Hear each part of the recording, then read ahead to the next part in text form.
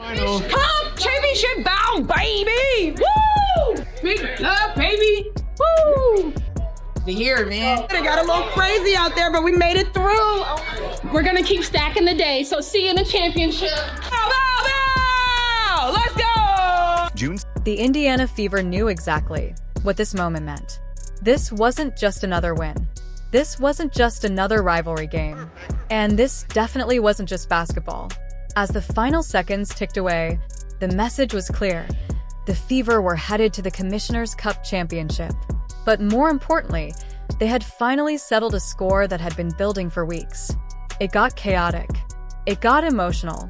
But they survived it together. And at the center of it all was a moment that changed everything. Because June 17th wasn't just another date on the schedule. June 17th It was chippy the last time these two teams faced off too. Sophie Cunningham suffered her ankle injury in that game, but in addition to that, she actually had part of her front tooth knocked out. She made contact with Jacy Sheldon as Caitlin Clark knocks down the triple. But what people don't talk about enough is how hard you have to work to be able to be that good. All the hours that she's spent perfecting her craft. Retreating, firing, and hitting. So she can do that. On Indiana arguing the call. I mean, step back, you're late. She almost looks you in the eye and was payback. To understand how things reached this boiling point, you have to go back to May 30th. That night, the Indiana Fever faced the Connecticut Sun in a game that quickly spiraled out of control. What started as a competitive matchup turned into something far more dangerous. The physicality crossed a line, and by the end of the night, two Fever players were left injured. Can we talk about the physicality for a second? Two players on the Indiana Fever got injured last night by the same player on the Connecticut Sun, and that was Jacy Sheldon. And I tweeted about it. She was playing so reckless. I'm fine with players playing aggressive, but there is a thin line between playing aggressive and playing reckless. When you dive for a ball, you don't land on somebody's leg. She landed on top of Sydney Colson's leg, and her leg got stuck and literally twisted around. Both injuries, both Sydney Colson and Sophie Cunningham, were contact injuries. On the floor. Sophie Cunningham went down first. In what should have been a routine basketball play, contact turned reckless. Cunningham suffered an ankle injury, and during the chaos, even lost part of her front tooth. It wasn't just painful, it was shocking. Moments later, Sydney Colson went down as well. Her leg twisted underneath her after— They weren't non-contact. They weren't ACLs, they weren't Achilles, they were contact injuries caused by the same player. And this kind of physicality that the WNBA they brag about. They say it's always been a physical league. That's just the heart of the It's not good basketball. And we've seen so many injuries. Paige Becker's out with a concussion. Rakia Jackson was out with a concussion. All of these injuries are contact plays. We've seen Caitlin Clark last year get chucked to the ground. We saw Angel Reese get clothesline chucked to the ground. The players continue to do it because the refs are allowing them. Why wouldn't you keep doing it if you're a physical player? Another hard collision. Both injuries were contact injuries. Both involved the same opposing player. And somehow, neither resulted in meaningful consequences. That's what made it worse. Fans, analysts, and players watching could feel it. This wasn't tough defense. This wasn't playoff-level intensity. This was dangerous basketball being allowed to happen in real— Her mortal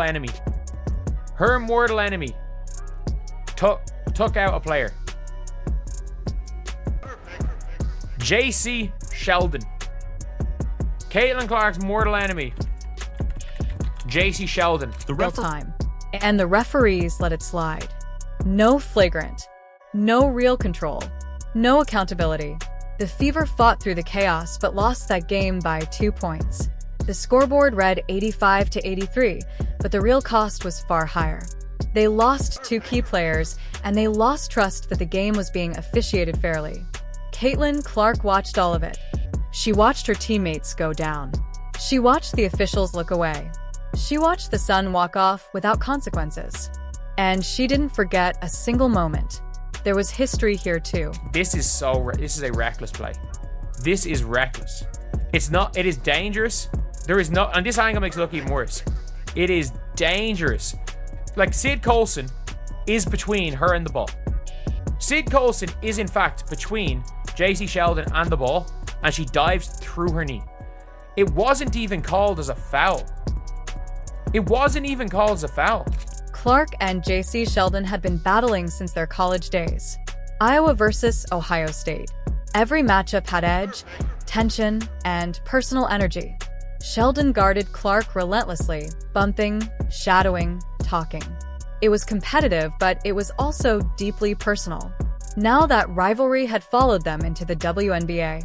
And on May 30th, it escalated into something bigger. By the time the handshake line formed after that loss, you could see it in Clark's eyes. This wasn't finished.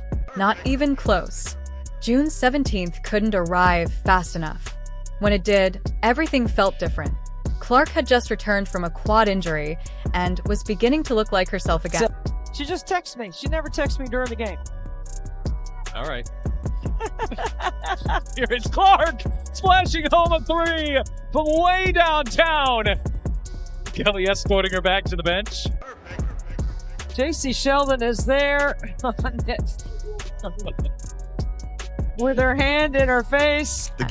The Fever had just knocked off the previously undefeated New York Liberty, and momentum was building.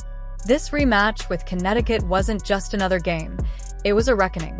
From the opening tip, the tension was thick. Sheldon guarded Clark aggressively, crowding her space, bumping her on screens, testing the officials to see how much they would allow. The same physical style that had injured Cunningham and Colson was back on display. Everyone in the building could feel something coming. Then it happened. Midway through the third quarter, Clark brought the ball up the floor with Sheldon defending closely. As Clark tried to protect the ball, Sheldon reached in, and her finger went straight into Clark's eye. You could see Clark's head snap back immediately. The arena erupted. Clark grabbed her face, clearly in pain, blinking, squinting, trying to regain focus. Third quarter we go. They're trailing by 10. Keep an eye on her and Jacy Sheldon. Clark trying to back her down. Clark is okay. Sheldon, that was Clark, hitting her in the face. Clark is upset about that. Then everybody's upset about that. Marina Mabrey comes in. She decks Clark, tempers flaring on both sides. The frustration boiled over instantly. This wasn't just a poke. This was the same reckless behavior that had already injured her teammates weeks earlier. Clark reacted. She pushed Sheldon away, a natural response from anyone who just took a finger to the eye. And that's when everything spiraled. Players rushed in. Tempers flared. Words were exchanged. The crowd was furious. Replays showed exactly what happened. The eye poke was clear as day. But somehow, the officiating made it worse. Clark was assessed a technical foul. Let that sink in. Clark gets poked in the eye. I mean, is that displacement? I think it is. Oh, and Marina Mabrey is going to get ejected. If the officials saw that, Marina Mabrey is going to get ejected. Well, they're going to go and look at it. Look at Mabrey. She's got a scar on one side, a scratch on one side of her face, a scratch on the other side. It's not from the game today. I asked her about it. She's always in the mix. There's a lot of contact here.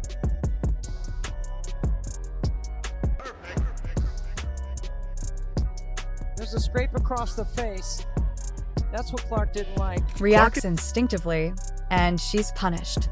Meanwhile, the player who initiated the dangerous contact receives minimal consequence. The message was loud and clear, and it was the wrong one. Then it escalated again. As Clark was still dealing with her eye, Marina Mabrey came charging in and body-checked Clark to the floor. It wasn't basketball contact. It wasn't incidental. It was a deliberate hit that sent Clark crashing backward. The Fever bench exploded. Fans screamed. Coaches lost their minds. Everyone knew what they just saw. Yet once again, the officials failed to take control. After a long review, Mabrey received only a technical foul, the same punishment Clark received for defending herself.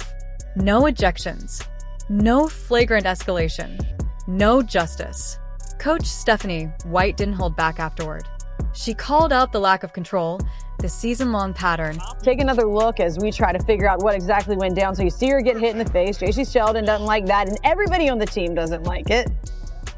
Marina trying to have her teammates back, pushes her down. You see a little bit of drama all the way around.